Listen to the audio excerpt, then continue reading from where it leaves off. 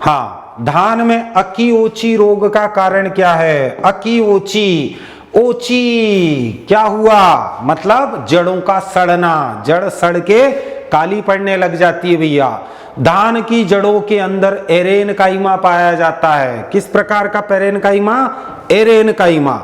मतलब जो भी तैरने वाली जड़ें होती है उनमें जो पेरेनकाइमा होता है वो किस प्रकार का होता है? एरेनकाइमा। मतलब जो एरेनकाइमा कोशिका, जो पेरेनकाइमा कोशिकाएं होती है उन कोशिकाओं के बीच में जो स्थान होता है, स्पेस होता है, उसमें हवा भरी होती है, उसको कहा जाता है एरेनकाइमा। तो धान की जड़ों के अंदर ये होता है। बट हाइड्रोजन सल्फाइड की अधिकता के कारण इसकी टॉक्सिसिटी होती है और जिसके कारण अकीओची नामक फिजियोलॉजिकल डिसऑर्डर होता है भैया। किसमें? धान में, पैडी में। ठीक है। जिंक की कमी से खेरा रोग भी होता है भैया। खेरा रोग को सबसे पहले देखा था डॉक्टर वायल नैने ने। ये सब क्वेश्चन आपको पूछे जाते हैं। नेक्स्ट अगला बताइए, पराग कणों के अंकुरण के लिए अनिवार्य तत्व। जब परागकण एंथर से निकलकर वर्तिकाग्र पर जाता है, स्टिग्मा पर जाता है, तो वहां जाके वो जर्मिनेट होता है। ठीक है। तो पराग कणों के जर्मिनेट होने के लिए, अंकुरित होने के लिए अनिवार्य तत्व कौन सा है? जिंक, सल्फर, आयरन या बोरॉन? बताइए कौन सा तत्व अनिवार्य है? तो ध्यान रखना, बोरॉन। कौन सा? बोरॉन तत्व। बोरॉन तत्व अनिवार्य है भैया। बोरॉन ही क्या करता है? पॉलिनेशन में मदद भी करता है। मतलब जब परागकण वर्तिकाग्र पर जाता है वहां जाके वो जर्मिनेट होता है, मतलब हमारी भाषा में बोले एक्टिव होता है। ठीक है।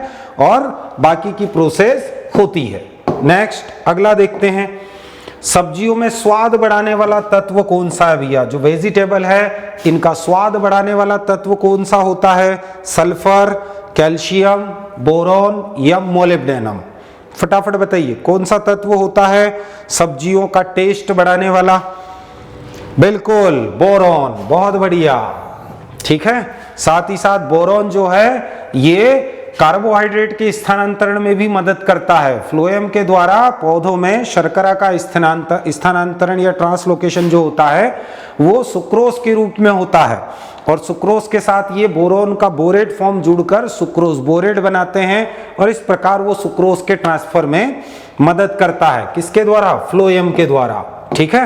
नेक्स्ट अगला, निम्न में से गलत जोड़ा है। आपको गलत जोड़ा बताना है भैया। इसमें कौन सा है गलत जोड़ा?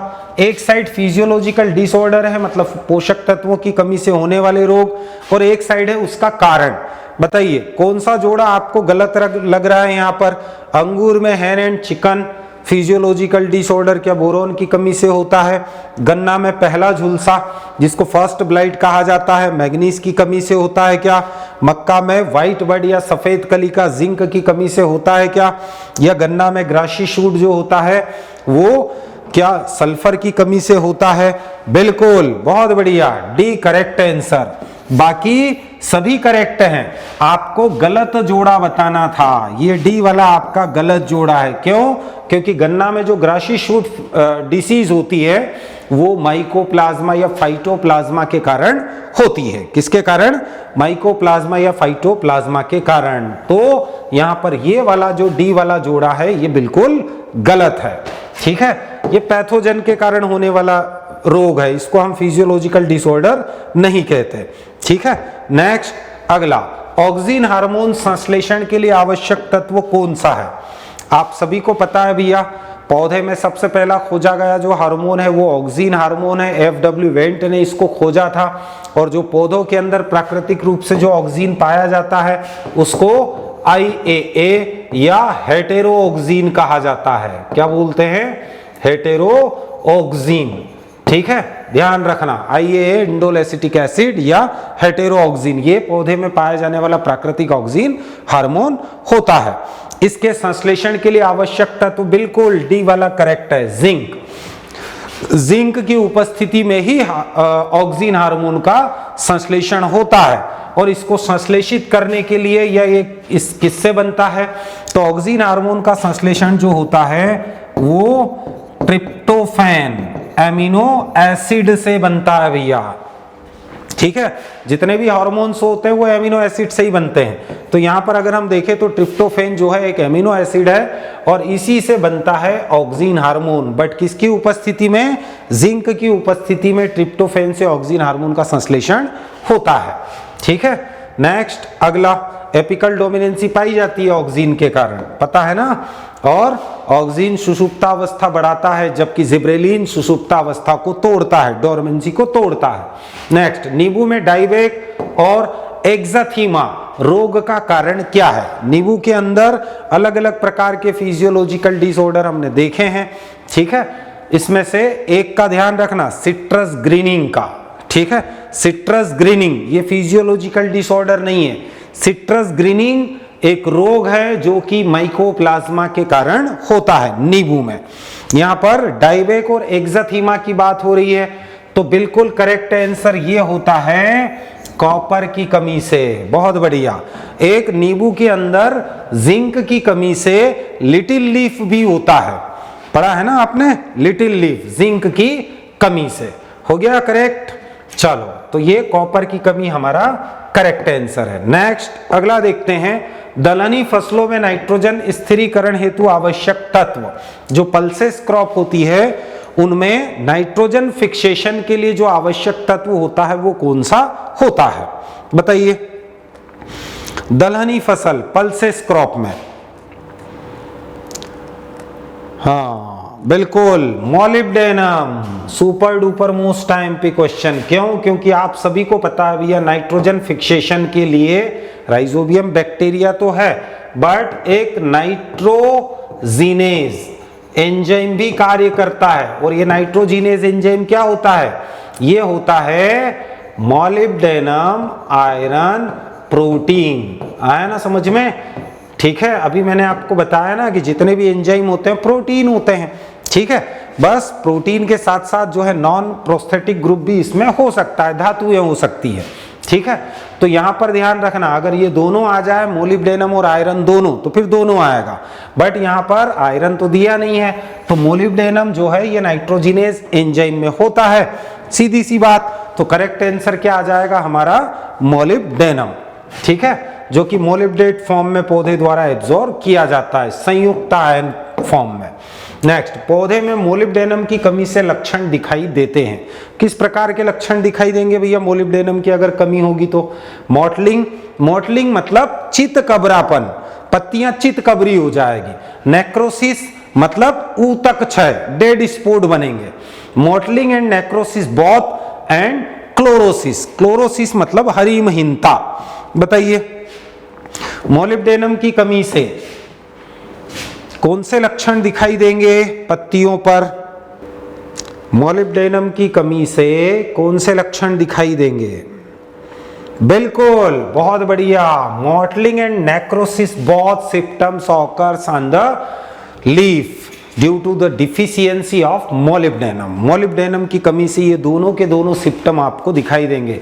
मॉटलिंग भी दिखाई देगा, साथ ही साथ नेक्रोसिस भी दिखाई देगा। ठीक है, ध्यान रखना। नेक्स्ट अगला, प्रकाश संश्लेषण के लिए आवश्यक तत्व है। फोटोसिंथेसिस के लिए आवश्यक तत्व कौन सा होता है भैया? बताइए। प्रकाश संश्लेषण के लिए आवश्यक तत्व कौन सा है? आप सभी को एक सूचना देना है कि वेदाकर इंस्टीट्यूट जो एग्रीकल्चर के विद्यार्थी है एमपीपीटी की जो तैयारी कर रहे हैं उनके लिए प्रतियोगिता बैच 3 स्टार्ट हो चुकी है 15 मार्च से। कंप्लीट कोर्स है, जिनको भी कोर्स लेना है वो कंप्लीट वीडियो उनको मिलेगा। साथ में इसमें उनको test series, live mock test series और एफएलटी टॉपिक टेस्ट सीरीज, इसमें सारी चीज़ें इंक्लूड रहेगी मात्र 4,999 रुपये में। और ये कोर्स आपको हमारे एप्लीकेशन पर मिलेगा। साथ ही इसमें आपको फिजिक्स और मैथमेटिक्स की जो क्लासेस है वो लाइव मिलेगी। तो ये जो क्लासेस है ये हमारी प्रतियोगिता बैच 3 के नाम से आप हमारे एप्लीकेशन डाउनलोड करिए और इस कोर्स का आनंद लीजिए। मात्र 4,999 रुपये में ये कोर्स मिलने वाला है। साथ ही एक अपडेट और देना है आपको, लक्ष्य बैच के नाम से हमारी एमपीपीटी की टेस्ट सीरीज चल रही है। इसमें आपको टॉपिक टेस्ट सीरीज, साथ में live mock test series, FLT और 1000 क्वेश्चन आपको प्रैक्टिस करने के लिए मिलेंगे। साथ ही इन सब प्रश्नों को मिलाकर देखें तो आपको 3000 से लगभग 4000 प्रश्नों की तैयारी अच्छी बढ़िया तरीके से हो जाएगी। जो आप एग्जाम में गलतियां करते हैं इस टेस्ट सीरीज के माध्यम से आप वो जो गलतियां हैं वो यहीं पर ही कर लेंगे, तो एग्जाम में आपकी गलतियां ना होने की संभावना बन जाएगी। ये टेस्ट सीरीज मात्र 351 रुपये की है और ये लक्ष्य बेच के नाम से हमारे एप्लीकेशन पर मिलेगी। तो अधिक से अधिक बच्चे हमारे एप्लीकेशन को डाउनलोड करिए और इस टेस्ट सीरीज को परचेस करिए, जिसके द्वारा आपकी तैयारी और बेहतर हो सके। प्रकाश संश्लेषण के लिए आवश्यक तत्व, बिल्कुल मैग्नीज एंड क्लोरीन। हम लोगों ने देखा था कि जब प्रकाश संश्लेषण होता है तो प्रकाश संश्लेषण में प्रकाशिक अभिक्रिया में pH सेकंड में जल का प्रकाशिक अपघटन होता है, फोटोलाइसिस होता है, जिससे कि जल का अणु टूटता है और ऑक्सीजन गैस मुक्त होती है। ठीक है, तो यहां पर ये दोनों तत्व होना आवश्यक है। इनकी अनुपस्थिति में जल का प्रकाशिक अपघटन नहीं होगा, इसको आपको ध्यान रखना है। और यहां से एक क्वेश्चन और क्लियर हो जाता है कि जल का जो प्रकाशिक अपघटन होता है H2O का, क्लियर, तो इससे क्या बनता है, एक तो ऑक्सीजन गैस मुक्त होती है, साथ ही साथ क्या बनेगा भैया, 4H+ और 4 इलेक्ट्रॉन मुक्त होंगे। ठीक है, तो रूबेन और कामेन नामक वैज्ञानिक ने ये पहले ऑक्सीजन के समस्थानिक का उपयोग करके सिद्ध किया कि प्रकाश संश्लेषण की क्रिया में बनने वाली ऑक्सीजन गैस जल से बनती है, न कि कार्बन डाइऑक्साइड से। ठीक है, तो ये क्वेश्चन भी आप ध्यान रखना। ठीक है, नेक्स्ट अगला देखते हैं। मृदा में यूरिएज एंजाइम की सक्रियता बढ़ाता है। मृदा के अंदर यूरिएज एंजाइम होता है और यूरिएज एंजाइम मृदा के अंदर क्या करता है, अमोनिफिकेशन करता है भैया। क्या करता है, अमोनिफिकेशन। अमोनिफिकेशन मतलब जो एमिनो एसिड्स होते हैं या फिर एमाइड फॉर्म जो होता है नाइट्रोजन का, उसको अमोनिकल फॉर्म में कन्वर्ट करने का काम करता है। तो इसके लिए यूरिएज एंजाइम की एक्टिविटी को बढ़ाने के लिए कौन सा, बिल्कुल डी, निकिल। निकिल करेक्ट है, बहुत बढ़िया। निकिल आवश्यक तत्व होता है, ये 17वां पोषक तत्व है निकिल। इसको ब्राउन ने 1987 में क्या किया था, आवश्यक पोषक तत्वों की श्रेणी में जोड़ा था। नेक्स्ट, धान के लिए एक लाभकारी तत्व है। धान के लिए कौन सा तत्व लाभकारी होता है बताइए, सोडियम, वेनेडियम, कोबाल्ट या सिलिका। यहां पर ये चारों के चारों तत्व जो हैं ये नॉट इसेंशियल बट बेनिफिशियल है। ठीक है, और नॉट इसेंशियल बट बेनिफिशियल तत्व का जो कंसेप्ट दिया था ये निकोलस ने दिया था। ठीक है, निकोलस ने बताया था कि पौधे के अंदर आवश्यक तत्वों के अलावा भी कुछ ऐसे तत्व होते हैं जो आवश्यक तो नहीं है, बट उनकी उपस्थिति जो है उत्पादन बढ़ाने के लिए अच्छी होती है, लाभदायक होता है। तो ये चारों अनावश्यक किंतु लाभकारी तत्व हैं। यहां पर आपको बताना है धान के लिए, बिल्कुल धान के लिए सिलिकॉन, ये अनावश्यक किंतु एक लाभकारी तत्व के रूप में उपयोग होता है। कई बार क्वेश्चन पूछ लिया जाता है कि धान के लिए लाभदायक तत्व कौन सा होता है, बिल्कुल निकोलस ने दिया था, करेक्ट। नेक्स्ट अगला, चुकंदर के लिए एक लाभकारी तत्व है। चुकंदर, बीटरूट के लिए कौन सा लाभकारी तत्व होता है, आवश्यक तत्व को छोड़कर। ठीक है, कौन सा लाभकारी तत्व दिख रहा है इसमें चुकंदर के लिए, हाँ बिल्कुल करेक्ट, ए, सोडियम। बहुत बढ़िया, चुकंदर में परासरण दाब को बनाए रखने के लिए सोडियम तत्व क्या है, लाभकारी तत्व होता है। बहुत बढ़िया। नेक्स्ट अगला देखते हैं, धान के खेत में नीली हरी शैवाल के लिए आवश्यक तत्व। यहां धान के लिए नहीं बोला है, धान में हम जो नीली हरी शैवाल उपयोग करते हैं एज अ बायो फर्टिलाइजर, इस नीली हरी शैवाल की सक्रियता को बढ़ाने के लिए कौन सा तत्व आवश्यक है, ये आपको बताना है। ठीक है, सोडियम, वेनेडियम, सल्फर या सिलिका, कौन सा।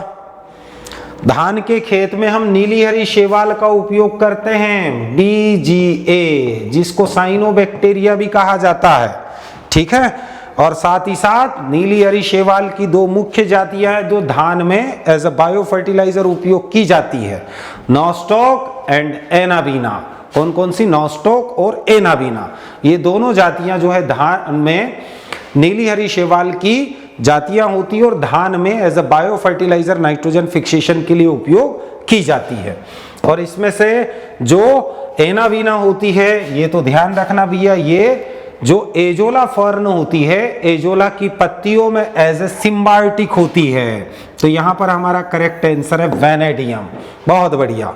वैनेडियम जो है धान के खेत में नीली हरी शैवाल के लिए आवश्यक तत्व माना जाता है। ठीक है, ये नीली हरी शैवाल के लिए, धान के लिए नहीं। ठीक है, नेक्स्ट, किस विटामिन में धात्विक तत्व पाया जाता है? मेटल एलिमेंट आपको कौन से विटामिन के अंदर मिलता है? बताइए भैया। विटामिन बी जो होता है, बी कॉम्प्लेक्स होता है, 12 प्रकार का होता है, ये ध्यान रखना। ठीक है, विटामिन B1, B2, B3 या B12? बिल्कुल B12 के अंदर कौन सा धात्विक तत्व पाया जाता है? कोबाल्ट होता है भैया। कौन सा होता है? कोबाल्ट। ध्यान रखना, कौन सा तत्व? कोबाल्ट। ठीक है, और विटामिन B12 का रासायनिक नाम क्या है? Cyano cobalt amine. ठीक, विटामिन B1 का नाम क्या है? थाइमीन। विटामिन B2 का रासायनिक नाम राइबोफ्लेविन। और विटामिन बी आपको ईस्ट के अंदर मिलता है। किसमें? ईस्ट या खमीर से। ठीक है, इसके अलावा आपने पढ़ा होगा भैया, जो बेल का फल होता है उसमें भी विटामिन B2 की मात्रा अधिक होती है। ये सब चीजें ध्यान रखना। ठीक है, विटामिन B3 जो होता है इसको नियासिन कहा जाता है। और विटामिन B3 की कमी से पेलेग्रा नामक डिजीज होती है, मतलब चर्म रोग होता है। ठीक, नेक्स्ट अगला देखते हैं। खीरा में पिलो रोग का कारण क्या है भैया? खीरा के अंदर एक फिजियोलॉजिकल डिसऑर्डर होता है पिलो, इसका कारण क्या है? बताइए। नाइट्रोजन की कमी, कैल्शियम की कमी, बोरॉन की कमी या जिंक की कमी? बताइए। खीरा में पिलो रोग का कारण क्या है? एक फिजियोलॉजिकल डिसऑर्डर है। पिलो रोग कौन से पोषक तत्व की कमी से होता है? फिर लपेटे में आ गए, कैल्शियम की कमी से। मैंने आपको बार बार बताया है कि टमाटर में बेर, कैल्शियम की कमी से। मूंगफली में पॉपिंग, कैल्शियम की कमी से। खीरा में पिलो रोग, कैल्शियम की कमी से। तो करेक्ट आंसर कौन सा आएगा? कैल्शियम की कमी से। ठीक, चलते हैं नेक्स्ट अगला। कार्बनिक कार्बन को नाइट्रोजन में परिवर्तित करने वाला गुणांक कौन सा है? ठीक है भैया, आपके पास जो है क्या है? Organic nitrogen. ठीक है, इसमें कन्वर्ट करना है किसको? ऑर्गेनिक कार्बन को। तो हम किससे मल्टीप्लाई करें? ऑर्गेनिक कार्बन में किसका मल्टीप्लाई करें कि हमको क्या मिले? ऑर्गेनिक नाइट्रोजन मिले। ठीक है, बताइए। हाँ, क्या बात है, आपसे हर बार गलत हो जाता है, कोई दिक्कत नहीं है। 3 डिसीज अभी लिख लो कागज पे, जेब में डाल लो। ठीक है, जो कैल्शियम की कमी से मैंने अभी आपको बताई। कार्बनिक कार्बन को अगर कार्बनिक नाइट्रोजन में परिवर्तित करना है तो कौन से गुणांक का हम मल्टीप्लाई करेंगे? बताइए। Most IMP question 0.05। किसका? 0.05। अगर हम कार्बनिक कार्बन में 0.05 का मल्टीप्लाई करते हैं तो हमारा करेक्ट आंसर आ जाता है कार्बनिक नाइट्रोजन। ये नाइट्रोजन प्रतिशत निकालने का एक फॉर्मूला होता है, तो ये बिल्कुल ध्यान रखना। नेक्स्ट अगला देखते हैं। फास्फोरस को P2O5 में बदलने हेतु परिवर्तन गुणांक, ध्यान रखना भैया, किसको बदलना है? किस में? ध्यान रखना, P2O5 में बदलना है। किसको बदलना है? फास्फोरस को। तो मल्टीप्लाई किसका करेंगे ये आपको बताना है। बताइए कौन सा करेक्ट आंसर होगा? वॉइस और वीडियो आ रहा है ना क्लियर? बताइए। फास्फोरस को P2O5 में बदलना है तो परिवर्तन गुणांक क्या होगा? ये कन्वर्टिंग फैक्टर्स होते हैं भैया, ध्यान रखना। क्या होगा? 2.29। और अगर क्वेश्चन पूछे कि P2O5 को हमको बदलना है किसमें? P में, तो यहां पर 0.44 आएगा। ठीक है, ये दोनों फैक्टर्स आप ध्यान रखना। ठीक है, नेक्स्ट अगला क्वेश्चन देखते हैं। हाँ, कद्दू वर्गीय सब्जियों के फल का प्रकार होता है।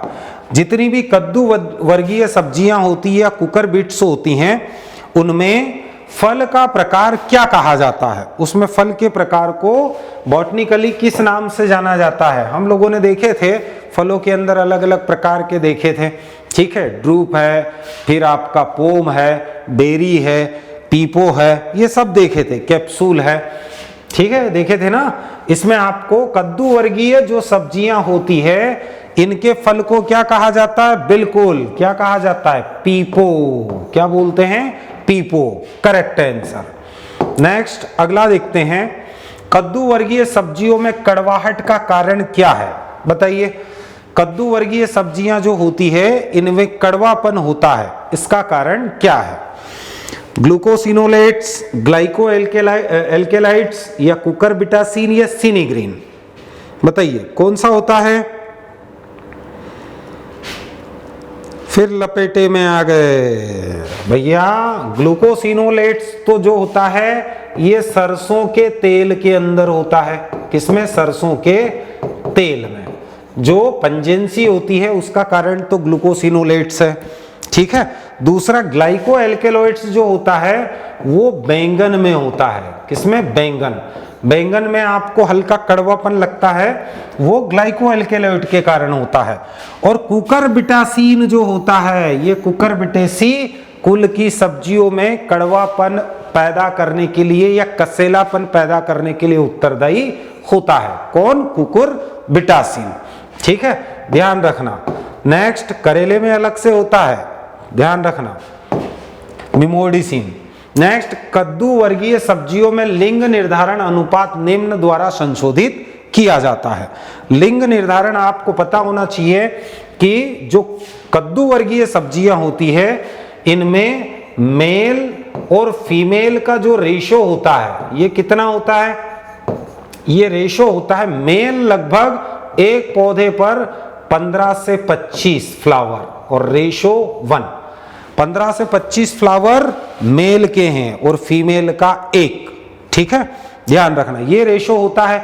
अगर हमको क्या करना है, इस फीमेल फ्लावर की संख्या बढ़ाना है, क्योंकि फल तो फीमेल फ्लावर से ही बढ़ेगा, तो ऐसी कंडीशन में हमको किसका छिड़काव करना चाहिए? कौन इस लिंग अनुपात का संशोधन करेगा? बताइए। तो करेक्ट आंसर सिल्वर नाइट्रेट। किसका उपयोग करेंगे? सिल्वर नाइट्रेट का उपयोग किया जाएगा। ठीक है, तो करेक्ट आंसर आपका आएगा डी। नेक्स्ट अगला देखते हैं। व्हाइट आइसिकल और पूसा चेतकी निम्न की किस्में हैं? बताइए भैया। व्हाइट आइसिकल और पूसा चेतकी ये किसकी किस्में हैं? बहुत फेमस किस्म है भैया, बताइए। गाजर की, मूली की, चुकंदर की, या प्याज की? बिल्कुल करेक्ट आंसर मूली। मूली की किस्में होती है, रेफेनस सटाइवा। ठीक है, ध्यान रखना। नेक्स्ट अगला हम देखते हैं। पके हुए फल में कौन सा एंजाइम पाया जाता है? बताइए। पके हुए फल के अंदर, अभी थोड़ी देर पहले ही हम लोगों ने डिस्कस किया था। सभी लोग आंसर दीजिए भैया, इसका कंजूसी ना करें। पके हुए फल के अंदर कौन सा एंजाइम होता है? बी। बिल्कुल, सभी का करेक्ट आंसर है भैया, पॉलीगैलेक्टुरोनेज एंजाइम, जो कि पेक्टिन को क्या करता है? घोलने का काम करता है। ठीक है, पेक्टिन घोलक एंजाइम या पेक्टिन डिग्रेनेड एंजाइम, इसी के कारण फल मुलायम हो जाता है। भारत में पहला क्षेत्रीय ग्रामीण बैंक RRB कब स्थापित हुआ? बताइए। भारत में पहला क्षेत्रीय ग्रामीण बैंक, रीजनल रूरल बैंक, कब स्थापित हुआ? और आपको पता होना चाहिए जो आरआरबी होता है इसमें कंट्रीब्यूशन ध्यान रखना भैया, जो सेंट्रल गवर्नमेंट होती है उसका 50% शेयर होता है, स्टेट गवर्नमेंट का 15% शेयर होता है, और बाकी जो कमर्शियल बैंक्स होती है उनका 35% शेयर होता है। किसमें? आरआरबी में। सेंट्रल गवर्नमेंट का 50%, स्टेट गवर्नमेंट का 15%, और दूसरी जो बैंक हैं उनका आरआरबी में कितना शेयर होता है? 35% शेयर होता है। भारत में सबसे पहला आरआरबी 1975 में स्थापित हुआ। बिल्कुल, बहुत बढ़िया। 1935 में आरबीआई की स्थापना हुई थी। कहां पर? कोलकाता में। बट 1937 में इसको मुंबई शिफ्ट कर दिया और आज तक इसका हेडक्वार्टर मुंबई में है। ठीक है, ध्यान रखना। दूसरा भी ध्यान रखना भैया, 1955 SBI, state bank of India. Next 1982 NABARD. कौन? नाबार्ड। ठीक है, तो ये तीनों बैंक के बारे में ध्यान रखना। ठीक, चलते हैं नेक्स्ट, अगला। अच्छा, एक क्वेश्चन आपसे मैं पूछना चाहूंगा। आरबीआई जो था, आरबीआई, ठीक है, RBI reserve bank of India, ठीक है, इसके 25वें गवर्नर तो आप अभी हैं वर्तमान में, शक्तिकांत दास जी।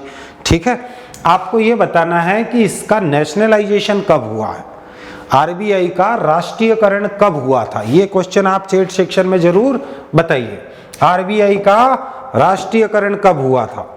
नेक्स्ट, अगला, गाजर की बीज दर होती है, गाजर की सीड रेट कितनी होती है भैया?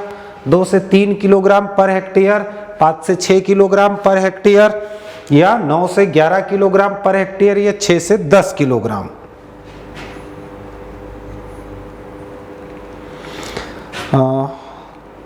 सभी की डाल तो रहे हैं, सभी की पीडीएफ डाल दिए भैया। स्टार्टिंग से 1 से लगा के अभी तक जितने भी मॉक टेस्ट हुए हैं, ये 51 नंबर का है भैया, 51 नंबर का, लगभग 48 तक की डाल दी है। ये 2-3 दिन की जो बची है ये भी कल डाल देंगे। ठीक है, राजौरिया जी 1969 नहीं, ध्यान रखना, आरबीआई का जो राष्ट्रीयकरण हुआ था वो कब हुआ था? वो हुआ था 1 जनवरी 1949 को। ठीक है, ये सबसे पहली बैंक है भारत की जिसका राष्ट्रीयकरण सबसे पहले हुआ था। बाद में हुआ था वो तो 14 बैंकों का 1969 में। ठीक है, फिर 1980 में 6 बैंकों का और हुआ था। बिल्कुल, बहुत बढ़िया। चलो, अगर नहीं है तो मैं सभी की पीडीएफ कल ही डलवा देता हूं। ठीक है, तो ये क्या है? 5 से 6 किलोग्राम। गाजर की बीज दर कितनी होती है? 5 से 6 किलोग्राम। कभी कभी इसको जो है वो 4 से 6 किलोग्राम करके भी पूछ लेता है, तो कंफ्यूज नहीं होना। ठीक है, नेक्स्ट, अगला देखते हैं हम।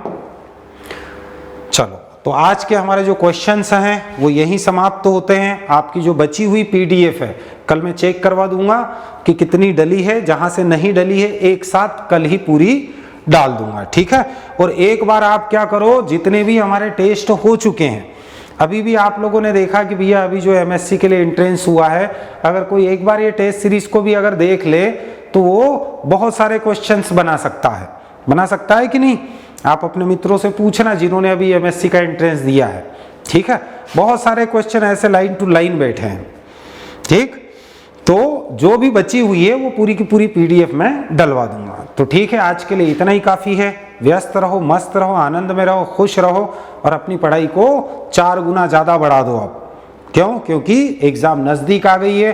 और एक पढ़ाई करते समय एक बात हमेशा ध्यान रखना, बिना टेंशन के पढ़ाई करना भैया। ठीक है, जितना भी आप एग्ज़ाम तक पढ़ पाओ, जितना भी रिवाइज कर पाओ, पूरा नहीं भी हो तो कोई दिक्कत नहीं है, जितना भी रिवाइज करो वो बिना टेंशन के करो।